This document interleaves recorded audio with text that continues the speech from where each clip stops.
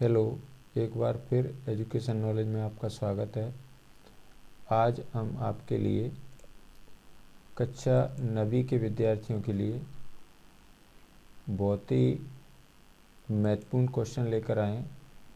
तो आप देख सकते हैं जी, आपका सामाजिक विज्ञान विषय है और कक्षा 9th, इसमें कुछ महत्वपूर्ण प्रश्न हैं जो आपकी परीक्षा की दृष्टि से बहुत ही महत्वपूर्ण है।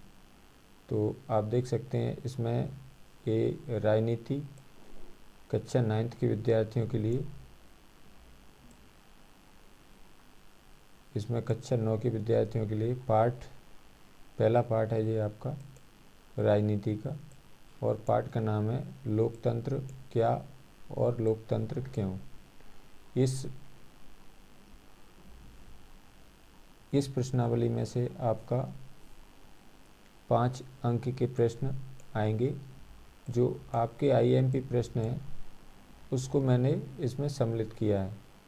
तो इसमें देखते हैं हम आपके लिए कौन कौन से आईएमपी प्रश्न लेकर आए हैं। तो देखिए, इसमें पहला क्वेश्चन है आपका लोकतंत्र क्या है। बहुत important, very very important question है।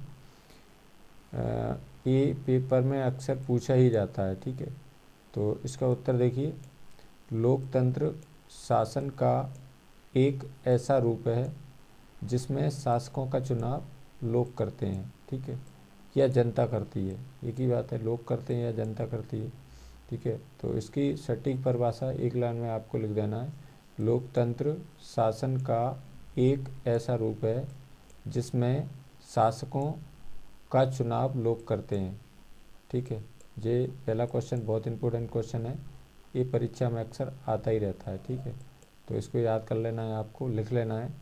क्या करना है आपको, पहले क्वेश्चन लिखना है, प्रश्न लिखना है, फिर उत्तर लिखना है, फिर एक लाइन का गैप रखना है। आप देखेंगे इसमें मैंने सभी प्रश्नों में ऐसे किया है, तो आपको भी ऐसे ही करके रखना है, ठीक है। अब इसके बाद में अगला क्वेश्चन है आपका, इसमें सभी क्वेश्चन अच्छे हैं, ठीक है। देखिए, अगला क्वेश्चन है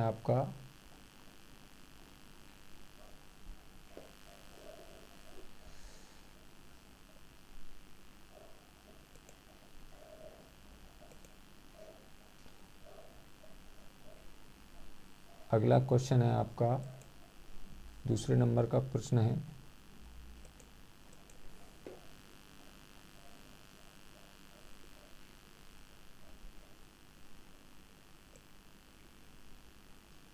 देखिए, ये भी बहुत इंपॉर्टेंट क्वेश्चन है, वेरी वेरी इंपॉर्टेंट है। वयस्क मताधिकार क्या है, ठीक है।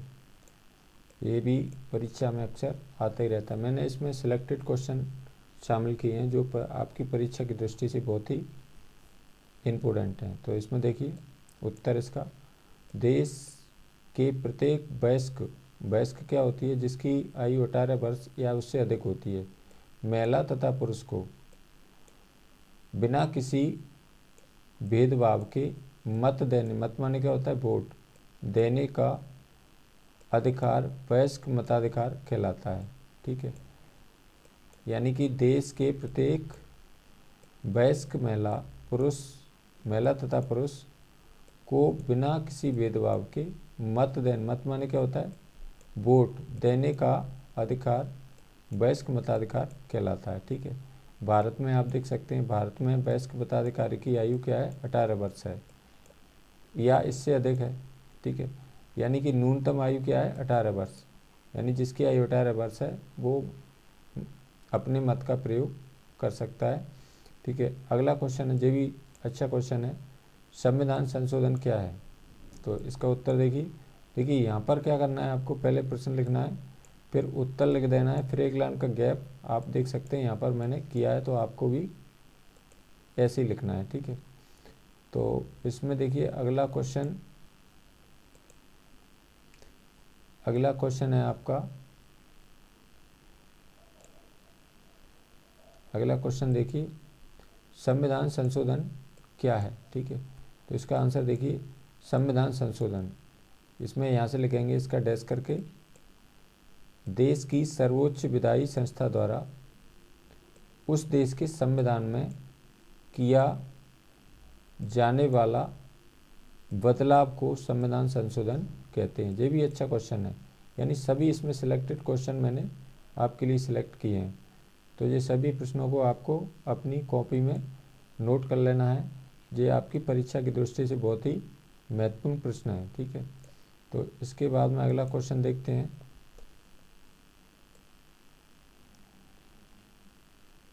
अगला क्वेश्चन देखिए, अगला क्वेश्चन है आपका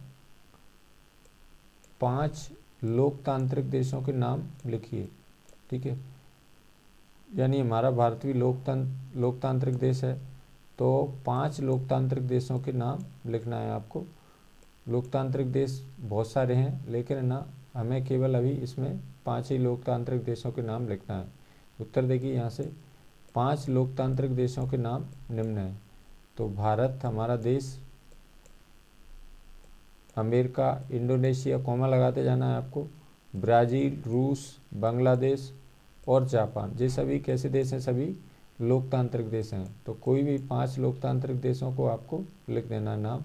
तो भारत है, अमेरिका, इंडोनेशिया, ब्राज़ील, रूस, बांग्लादेश और जापान। ये सभी कैसे देश हैं? लोकतांत्रिक। अब इसके बाद में अगला क्वेश्चन है नेक्स्ट, सरदार वल्लभ भाई पटेल का पूरा नाम लिखिए। तो ये भारत के प्रथम गृह मंत्री थे। तो इसमें देखिए उत्तर देखिए, सरदार वल्लभ भाई पटेल का पूरा नाम था सरदार वल्लभ भाई झावर भाई पटेल, ठीक है। सरदार वल्लभ भाई झावर भाई पटेल, ठीक है। तो ये भारत के प्रथम गृह मंत्री थे। तो इनका आपको पूरा नाम लिख देना है, ठीक है। अब इसके बाद में नेक्स्ट क्वेश्चन देखते हैं।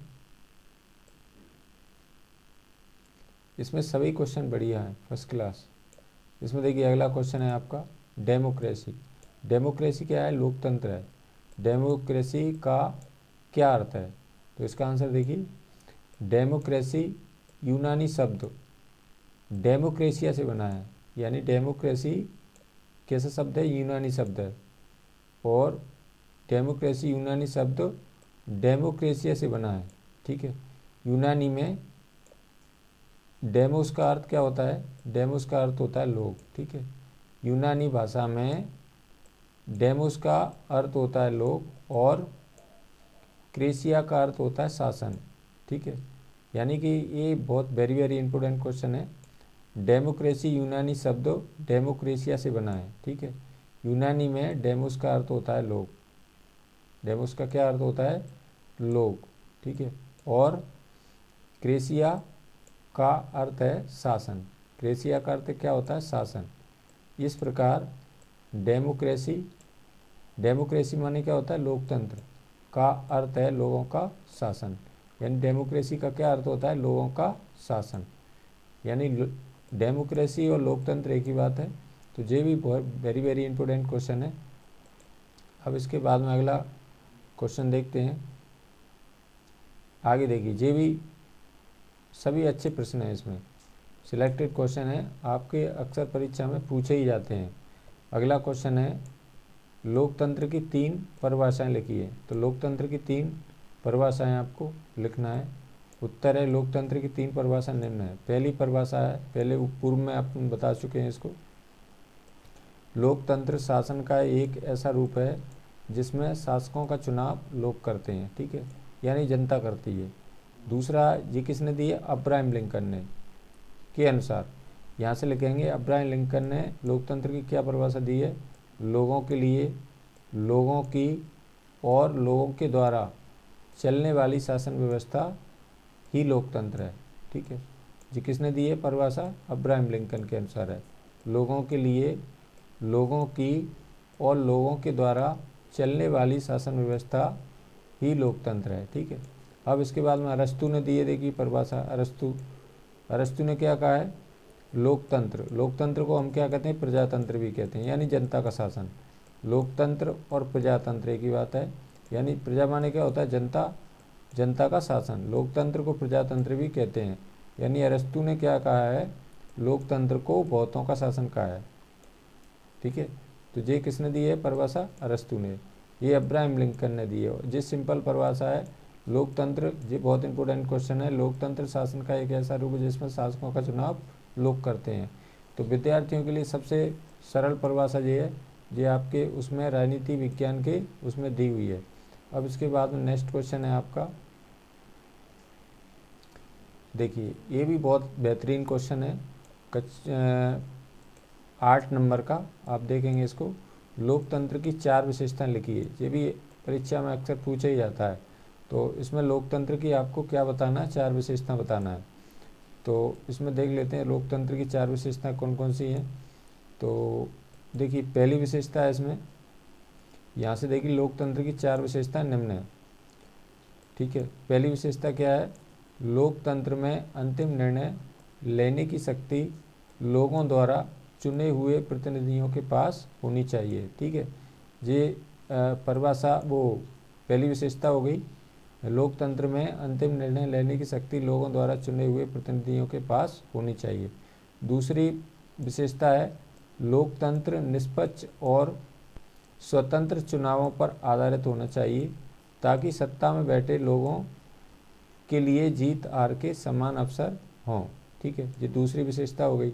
तीसरी विशेषता क्या हो गई, लोकतंत्र में हर वयस्क, वयस्क माने क्या होता है, जिसकी आयु 18 है या उससे अधिक होती है, नागरिक का एक वोट होना चाहिए और हर वोट का एक समान मूल्य होना चाहिए, एक समान मूल्य होना चाहिए, चाहे वो महिला हो या पुरुष हो, गरीब हो या अमीर हो, सभी का क्या होना चाहिए, वोट का मूल्य कैसा होना चाहिए, समान होना चाहिए, ठीक है।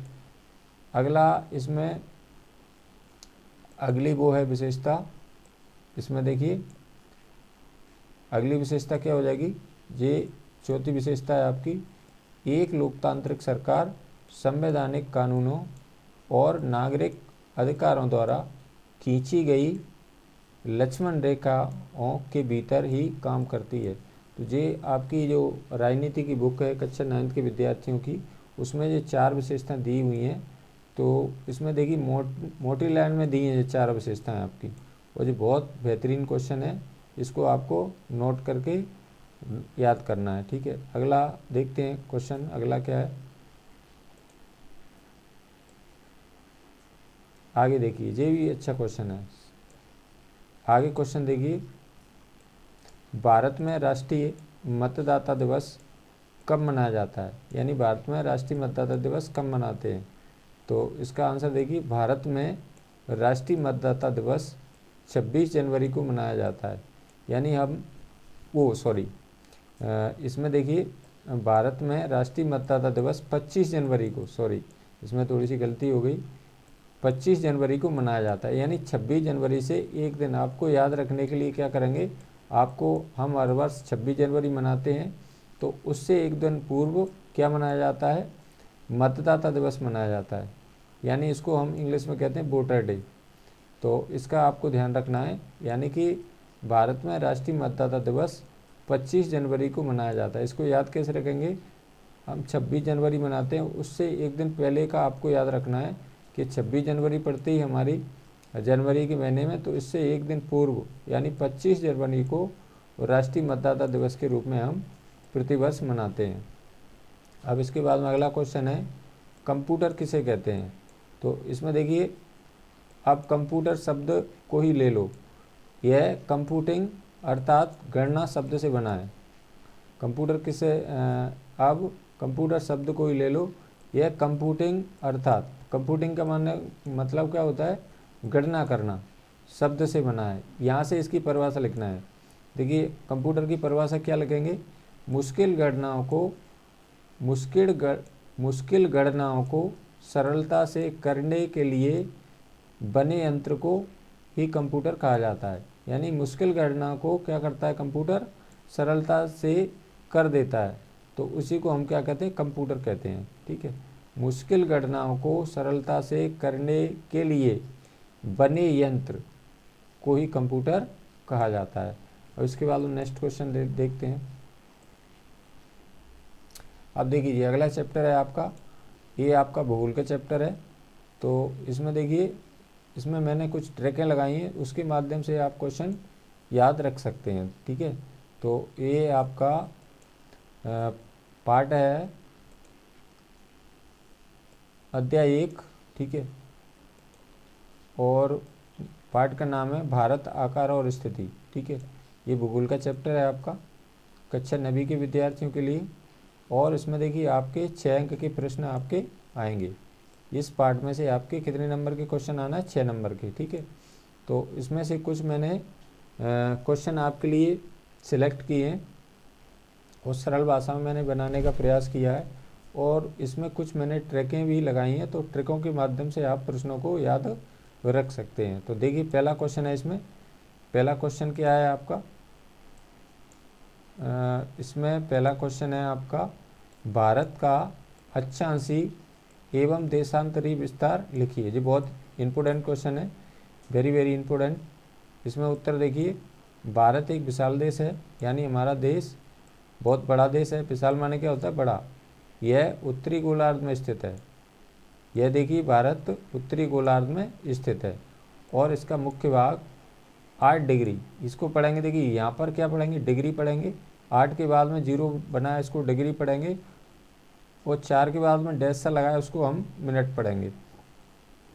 तो इसको पढ़ेंगे 8 डिग्री 4 मिनट उत्तर से, 8 डिग्री 4 मिनट उत्तर से 37 डिग्री। आप देखेंगे यहाँ पर 37 डिग्री, यहाँ पर क्या है? 0 से बना है, उसको क्या पढ़ेंगे? डिग्री, और 6 के बाद में डैश लगा है, उसको पढ़ेंगे मिनट, यानी 37 डिग्री 6 मिनट उत्तर अक्षांश, तथा 68 डिग्री, आप देखिए यहाँ पर रहेंगे 68 डिग्री 7 मिनट, 68 डिग्री 7 मिनट पूर्व से 97 डिग्री, इसको पढ़ेंगे डिग्री और इसको मिनट पढ़ेंगे। 97 डिग्री 25 मिनट पूर्वी देशांतर तक है। ये बहुत इंपॉर्टेंट क्वेश्चन है, ये अक्सर परीक्षा में पूछा ही जाता है, ठीक है।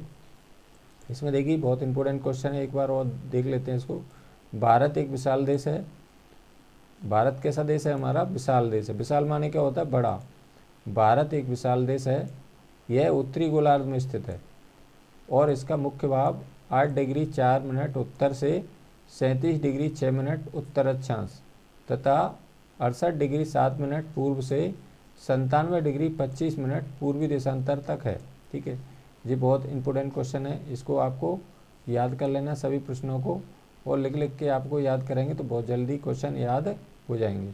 अब देखिए अगला क्वेश्चन क्या है आपका, ये भी दूसरा अच्छा क्वेश्चन है। इसमें देखिए दूसरा क्या है प्रश्न, भारत के केंद्र शासित प्रदेशों के नाम लिखिए।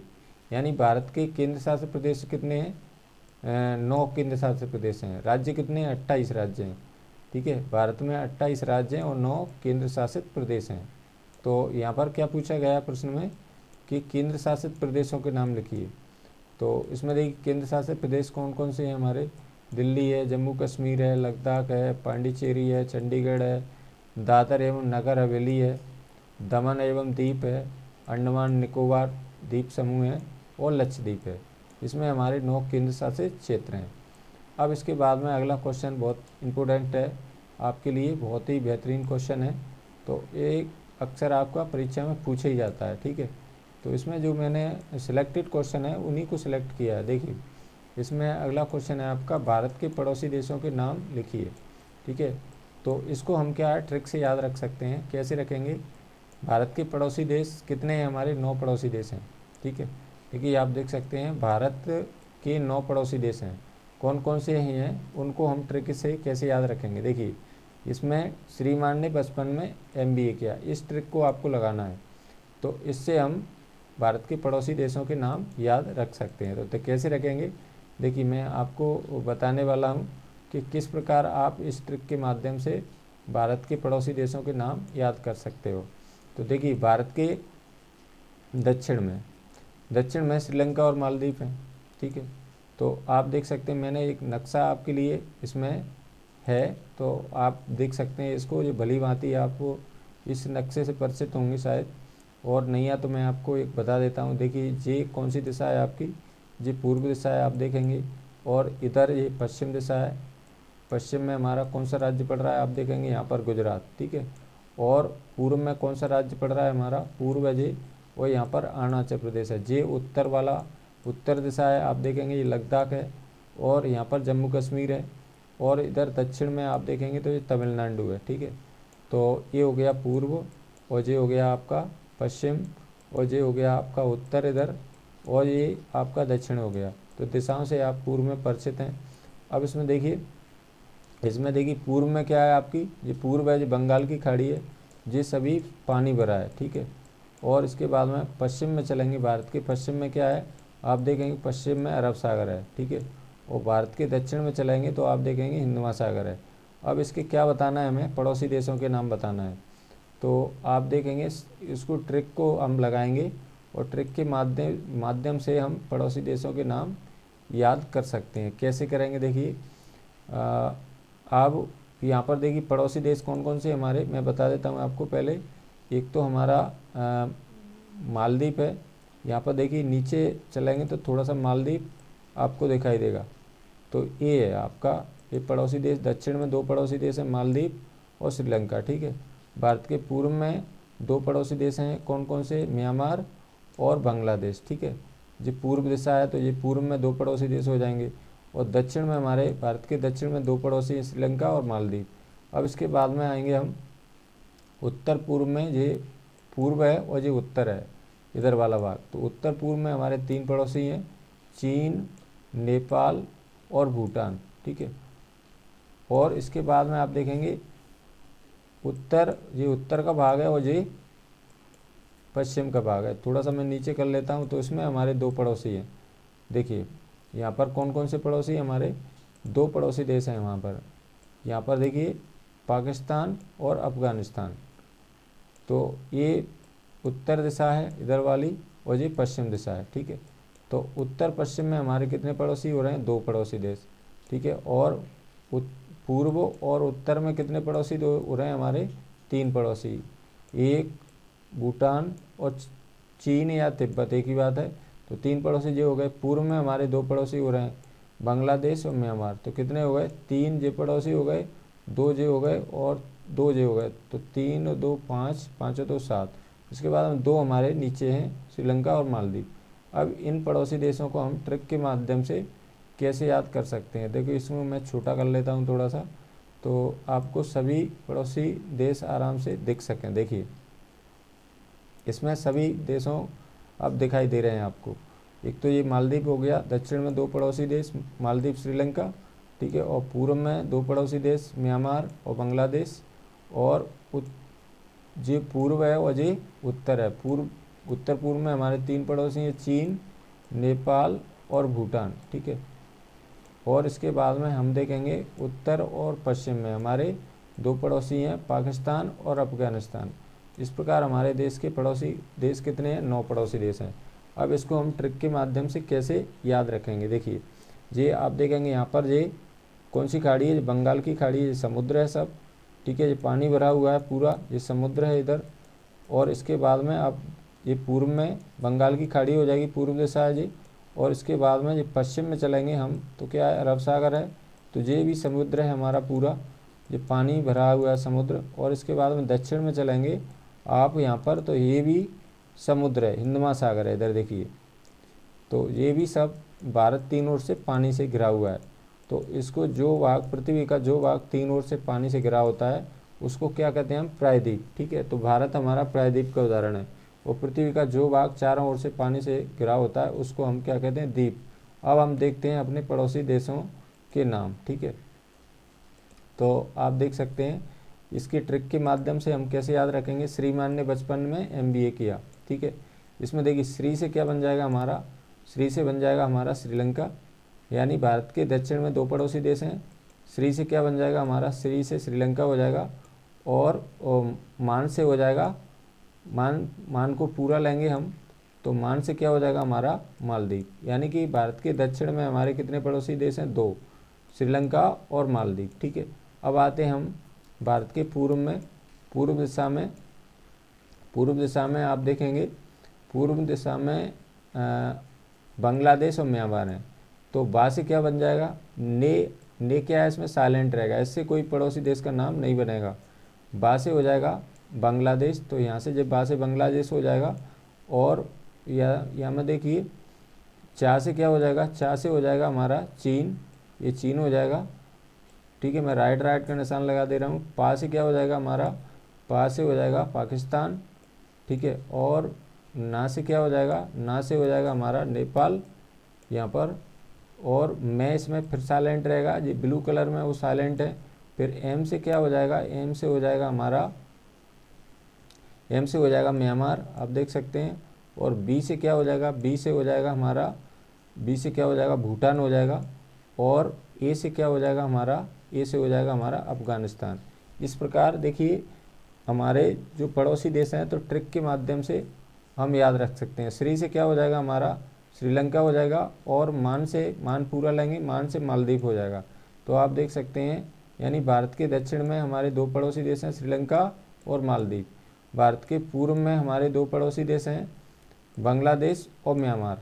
भारत के उत्तर पूर्व में हमारे कितने पड़ोसी देश हैं, 3, चीन, नेपाल और भूटान। कभी कभी ये पूछ लेते हैं भारत के उत्तर में कितने पड़ोसी देश हैं, उत्तर पूर्व में नहीं पूछते हुए क्या पूछ लेते हैं, उत्तर में। तो उत्तर में भी हम क्या कहेंगे, चीन, नेपाल और भूटान, ये भी उत्तर में पड़ते हैं, ठीक है।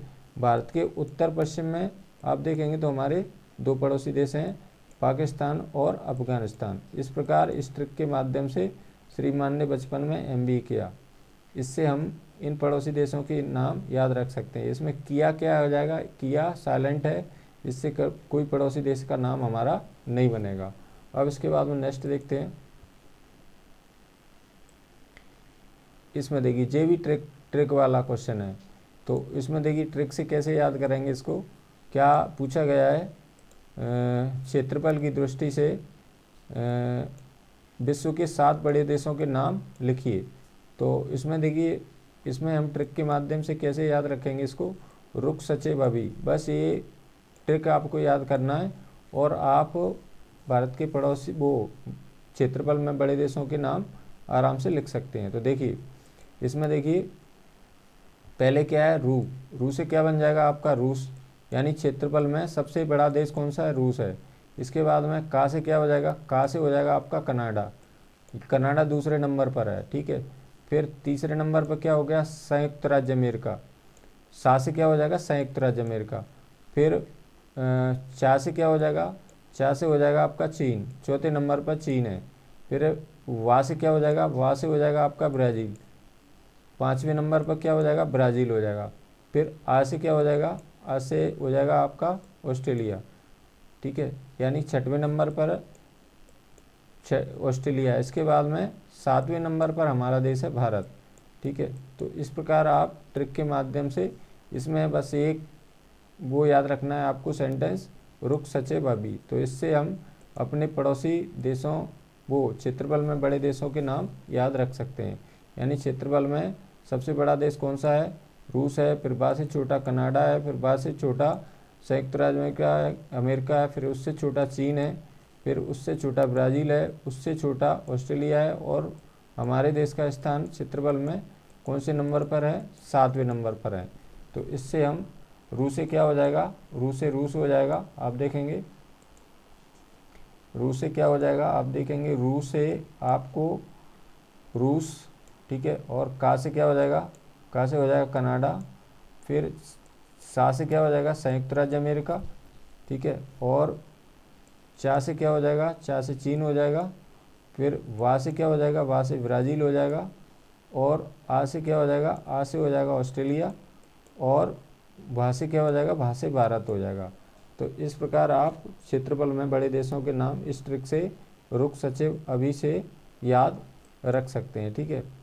अब इसके बाद में नेक्स्ट क्वेश्चन क्या है, देखिए ये भी ट्रिक है, इसमें भी ट्रिक लगा सकते हैं आप। इसमें क्या पूछा गया है, कर्क रेखा भारत के कितने राज्यों से होकर गुजरती है। तो इसमें देखिए भारत की कर्क रेखा, मैं आपको नक्शे में लिए चलता हूँ भारत के में, तो आप देखेंगे ये भारत का मैप है। तो इसमें देखिए ये रेखा खिंची हुई है कौन सी, इसको थोड़ा सा मैं बड़ा कर लेता हूँ। तो इसमें आप देखेंगे तो ये कर्क रेखा यहाँ पर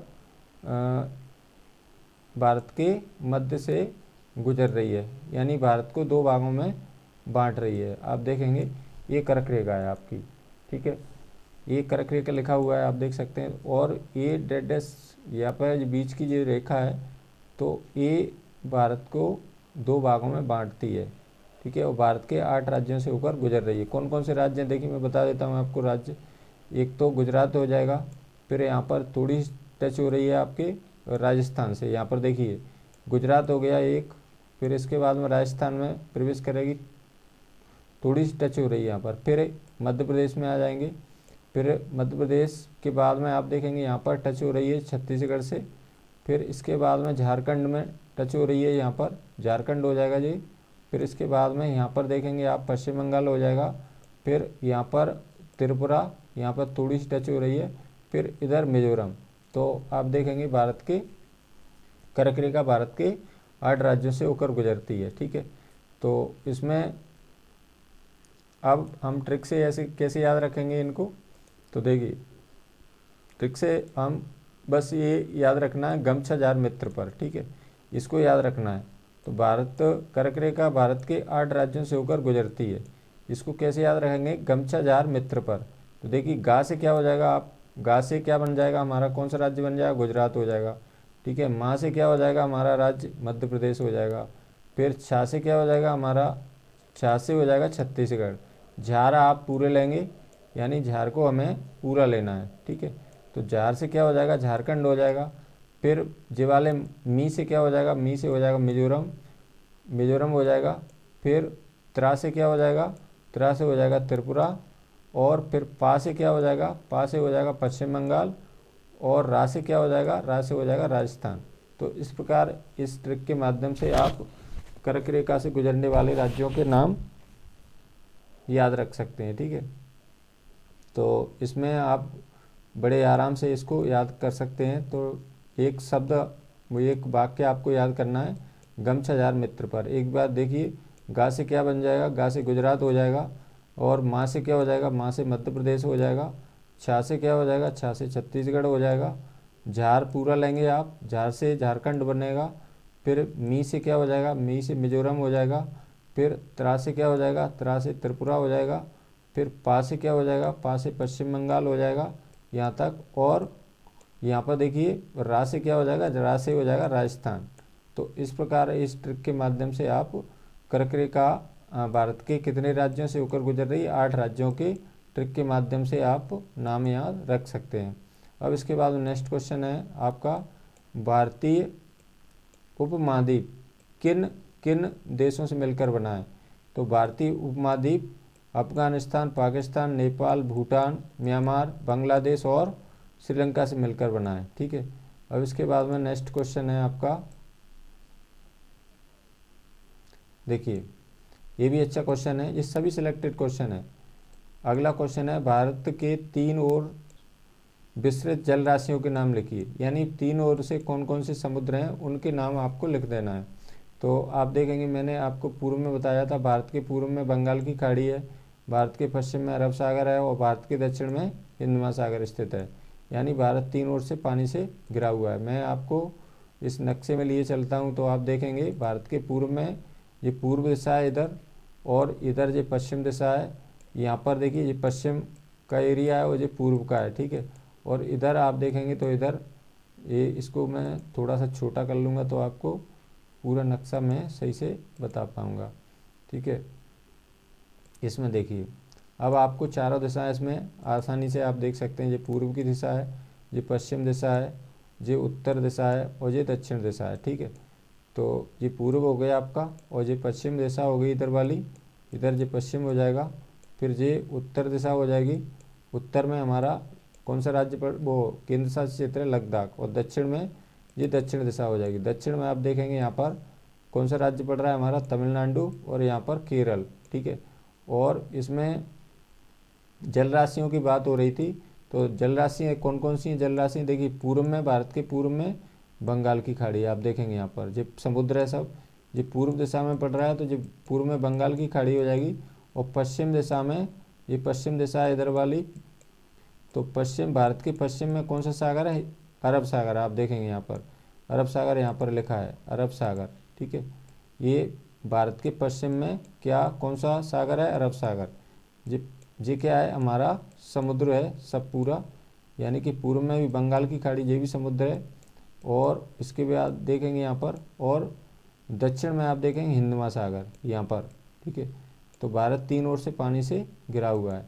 तो इस प्रकार आप इसको आराम से कर सकते हैं। देखिए यहाँ पर क्या लिखा है, भारत के पूर्व में बंगाल की खाड़ी, भारत के पश्चिम में अरब सागर और भारत के दक्षिण में हिंद महासागर स्थित है। ठीक है, अब इसके बाद में अगला क्वेश्चन है आपका, भारत के समुद्री तट पर स्थित राज्यों के नाम लिखिए। तो इसको भी आप ट्रिक के माध्यम से कैसे याद रखेंगे, आपके ताऊ गोवा कम गए। ठीक है, इससे हम इस देखिए कौन कौन से राज्य हैं मैं बता देता हूँ पहले नक्शे में ले जाके आपको, कि भारत के समुद्री तट से आप देखेंगे इनका समुद्री तट यानी किन किन राज्यों का किनारा हमारा समुद्र से लगता है, उन राज्यों को हम ट्रिक के माध्यम से आपके ताऊ गोवा कम गए, इससे हम कैसे याद रखेंगे।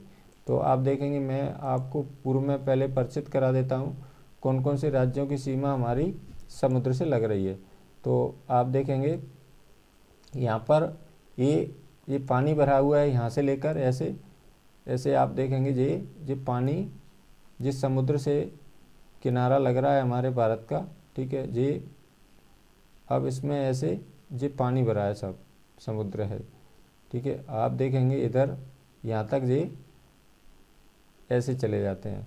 तो इसमें देखिए यहाँ पर देखेंगे यहाँ पर कौन सा राज्य पड़ रहा है हमारा, पश्चिम बंगाल है, फिर उड़ीसा है। देखिए कितने राज्य हो रहे हैं, पश्चिम बंगाल, उड़ीसा। इसके बाद में आएंगे हम तो यहाँ पर देखेंगे आंध्र प्रदेश, फिर इसके बाद में यहाँ पर देखेंगे तेलंगाना की सीमा लग रही है समुद्र से। ये 4 राज्यों की सीमा आप देखेंगे हमारी बंगाल की खाड़ी समुद्र से लग रही है। ठीक है, फिर इसके बाद में इधर आएंगे तो ये केरल है, केरल आप देखेंगे इधर ये अरब सागर है। फिर इसके बाद में कर्नाटक, ये अरब सागर है, इससे लग रही है। फिर गोवा, यहाँ पर जो क्षेत्रफल में सबसे छोटा राज्य है गोवा। फिर इसके बाद में आप देखेंगे यहाँ पर गुजरात, महाराष्ट्र से भी लग रही है इधर, और इसके बाद में गुजरात। तो आप देखेंगे 9 राज्यों की सीमा हमारी समुद्र को स्पर्श करती है। गुजरात 1 2 फिर 3 4 5 6 7 8 और 9। ठीक है, अब इसको हम ट्रिक के माध्यम से कैसे याद रखेंगे, तो देखिए ट्रिक के माध्यम से हम याद रख लेंगे। इसको क्या रखेंगे, भारत के समुद्री तट पर स्थित राज्यों के नाम लिखिए। तो क्या है याद रखना है, आपके ताऊ गोवा कम गए। तो देखिए आ से क्या बन जाएगा, आपको आ से बनाएंगे आपको आंध्र प्रदेश। ठीक है, पा से क्या हो जाएगा, पा से क्या हो जाएगा पश्चिम बंगाल। ठीक है, के से क्या हो जाएगा, के से हो जाएगा आपका केरल। फिर ता से क्या हो जाएगा आपका, ता से हो जाएगा तमिलनाडु। फिर ऊ से क्या हो जाएगा आपका, ऊ से हो जाएगा उड़ीसा। फिर गोवा आप पूरा लेंगे, गोवा से गोवा पूरा बनेगा। ठीक है, और का से क्या हो जाएगा आपका, का से हो जाएगा कर्नाटक। फिर माँ से क्या हो जाएगा, माँ से हो जाएगा महाराष्ट्र। और गा से क्या हो जाएगा, गा से हो जाएगा गुजरात। और इसमें ये क्या रहेगा, साइलेंट रहेगा, इससे कोई राज्य नहीं बनेगा। तो आप देख सकते हैं कुल कितने राज्य हैं, 9। यानी हमारे जो समुद्र से लगने वाले राज्यों की सीमा कितने राज्यों से होकर लगती है, 9 राज्यों से। तो आपको ट्रिक के माध्यम से याद आप रख सकते हैं। कैसे, एक बार और बता देता हूँ। देखिए आ से क्या हो जाएगा आपका, आ से बनेगा आपका आंध्र प्रदेश। पा से क्या हो जाएगा आपका, पा से हो जाएगा पश्चिम बंगाल। फिर के से क्या हो जाएगा आपका, के से केरल हो जाएगा। फिर ता से क्या हो जाएगा, ता से हो जाएगा तमिलनाडु। फिर ऊ से क्या हो जाएगा आपका, उड़ीसा हो जाएगा। फिर गोवा आप पूरा लेंगे, गोवा से गोवा बनेगा पूरा। फिर का से क्या हो जाएगा आपका, कर्नाटक हो जाएगा। फिर माँ से क्या हो जाएगा आपका, महाराष्ट्र हो जाएगा। फिर गा से क्या हो जाएगा आपका, गुजरात हो जाएगा। और ए इसमें क्या रहेगा, साइलेंट रहेगा, इससे कोई राज्य नहीं बनेगा। तो समुद्र के तट से हमारे कितने राज्यों की सीमा लगती है, 9 राज्यों की। कुल 9 राज्यों की सीमा हमारे समुद्र से लगती है। अब देखते हैं नेक्स्ट क्वेश्चन। अब देखिए ये भी अच्छा क्वेश्चन है, भारत को किन किन नामों से जाना जाता है, यानी भारत के किन किन नामों से पुकारा जाता है या जाना जाता है। तो उत्तर देखिए, भारत को आर्यावर्त, कोमा लगाते चलना है आपको, हिंदुस्तान और इंडिया आदि नामों से जाना जाता है। और कभी पहले पूर्व में हमारे देश का नाम सोने की चिड़िया भी कहते हैं, तो वो भी आप इसमें शामिल कर सकते हैं। तो आर्यावर्त, हिंदुस्तान, इंडिया और सोने की चिड़िया आदि नामों से जाना जाता है। अब इसके बाद नेक्स्ट क्वेश्चन है, भारत की पूर्वी समुद्री तट पर स्थित राज्यों के नाम लिखिए। यानी पूर्व में हमारे समुद्र से कौन कौन से राज्यों की सीमा लग रही है, उन राज्यों के नाम हमें लिखना है। देखिए यहाँ पर मैं बता देता हूँ आपको, मुझे पूर्व दिशा है आपकी यहाँ पर, और पूर्व में हमारे कौन कौन से राज्यों की सीमा समुद्र से लग रही है। पश्चिम बंगाल है, उड़ीसा है, और आंध्र प्रदेश है, और तमिलनाडु है। ठीक है, तो ये 4 राज्यों की सीमा पूर्व में लग रही है। पूर्व में क्या है, हमारी बंगाल की खाड़ी, पश्चिम में अरब सागर है, और दक्षिण में आप देखेंगे तो दक्षिण में हिंद महासागर है।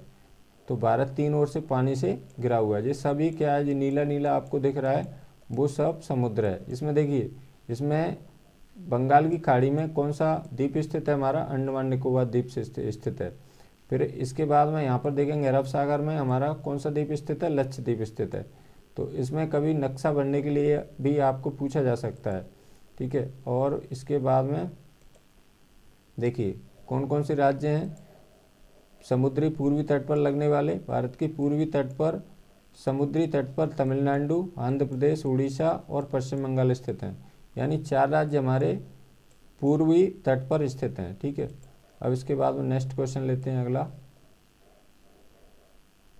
ये भी अच्छा क्वेश्चन है, 11 नंबर का। देखिए, भारत मानक यामोत्तर से क्या आशय है। ठीक है, तो मानक यामोत्तर के बारे में आपको बताना है। उत्तर देखिए इसका, मानक यामोत्तर से क्या आशय है। तो इसका उत्तर देखिए, पृथ्वी के उत्तरी एवं दक्षिणी ध्रुव को, पृथ्वी के उत्तरी एवं दक्षिणी ध्रुव को मिलाने वाली और उत्तर से दक्षिण दिशा में खींची गई काल्पनिक रेखाओं को यामोत्तर क्या क्या कहते हैं, यामोत्तर, देशांतर, मध्यांतर रेखाएं कहते हैं। तो इनमें से किसी नाम से पुकारा जा सकता है। ठीक है, मानक यामोत्तर भी कह सकते हैं, देशांतर भी कह सकते हैं, और मध्यांतर रेखाएं कहते हैं।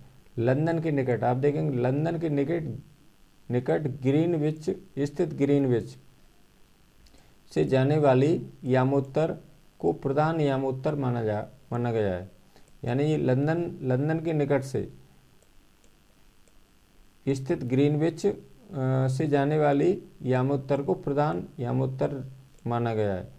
भारतीय मानक समय ग्रीनविच माध्य समय से 5 घंटे 30 मिनट आगे है। ठीक है, ये भी बहुत बेहतरीन क्वेश्चन है। अब इसके बाद में नेक्स्ट क्वेश्चन है आपका, ये सभी क्वेश्चन सिलेक्टेड हैं, इसको आपको लिख लेना है कॉपी पे। थोड़े से आपको, आपकी परीक्षा नज़दीक है तो आपको ये सभी कर लेना है, जिससे आप परीक्षा में अच्छे अंक प्राप्त कर सकते हैं। अगला क्वेश्चन है आपका, भारतीय मानक यामोत्तर से क्या आशय है। तो इसमें देखिए, गुजरात से अरुणाचल प्रदेश के स्थानीय समय में, गुजरात से अरुणाचल प्रदेश के स्थानीय समय में 2 घंटे का अंतर है। ठीक है,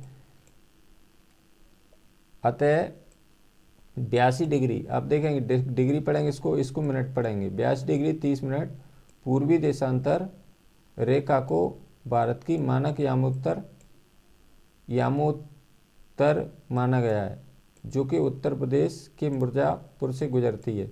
मिर्ज़ापुर या नैनी एक ही बात है। तो इसमें देखिए, अपनी जो बुक है उसमें मिर्ज़ापुर लिखा हुआ है, तो कहीं कहीं इसमें नैनी भी डला है नेट पे, लेकिन हमें जो बुक में लिखा है उसको ही अपन फॉलो करेंगे। तो इसमें जो उत्तर प्रदेश की मिर्ज़ापुर से गुजरती है, यानी भारत की जो यामोत्तर रेखा है वो उत्तर प्रदेश के कहाँ से गुजरती है, मिर्ज़ापुर से। तो ये थे आपके कुछ क्वेश्चन, IMP क्वेश्चन थे ये सभी। इनको आपको सभी को नोट कर लेना है अपनी बुक में, और इसमें से हो सकता है बहुत सारे क्वेश्चन आपको परीक्षा में देखने को अवश्य मिलेंगे। ये सभी वेरी वेरी इंपॉर्टेंट क्वेश्चन है। और यदि आपको यह वीडियो अच्छी लगी है तो लाइक करें, अपने मित्रों के साथ शेयर करें, और यदि आप मेरे चैनल को पहली बार देख रहे हैं तो प्लीज़ चैनल को सब्सक्राइब जरूर करें। और भी मेरी कक्षा 9th और कक्षा 10th की सामाजिक विज्ञान की विषय की वीडियो मेरे YouTube पर उपलब्ध है, तो वहाँ से आप मेरे चैनल पर जाकर और अन्य वीडियो को आप देख सकते हैं। तब तक के लिए धन्यवाद, सभी को मेरा नमस्कार, थैंक्स।